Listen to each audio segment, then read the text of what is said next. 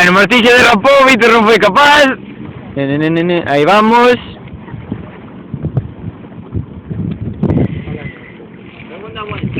Segunda vuelta de Martín. Un derrape, no que se va un poco.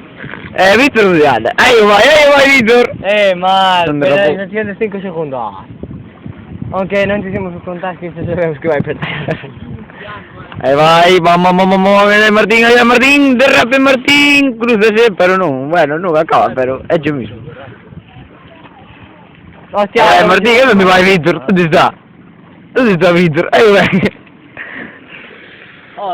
Ole, intentó uno. Ahí va Martín, va a doblar. Ah, no, va a doblar. Queda allí poco, va a doblar. ¡Dobló uno! Casi va para abajo, Víctor. Va otro. Ahí va Martín. Va ese Martín. Uy. ¡Carajo! Reverso. Vamos, que te desdoblas. No. Ah, yo doblo uno. Sí. Pues ¿cuántas vueltas son? ¿Cuántas vueltas son? 4. 5. No, van 5. Va 5. 6 con esta. Aquí no vale la pena grabar, Víctor, tío. Tú no vas. Eles entrar na séptima volta. Ahí entra, Víctor. Va a entrar na séptima. Bueno, intento uno. Séptima volta. Ahí va Martín. ¡Oye! Ahora dedicas a hacer derrapes bonitos en vez de correr.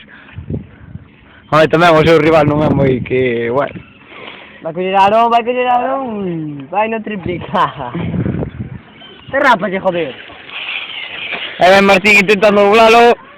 Vamos, vai a triplicar.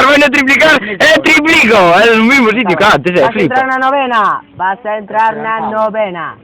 Entrou na novena volta. Aí va con outro. Ole, Martín. E vai entrar na última volta. Ui, casi se vai. Casi vai para agua, tío. Vamos, que te des triple. Y Víctor va bien. Vas a entrar na última volta, entrou na última volta. Vai todo con carrito. Entra na carreira de improviso, aí vai Antón. Último derrape. Que vai fazer? Una carreira.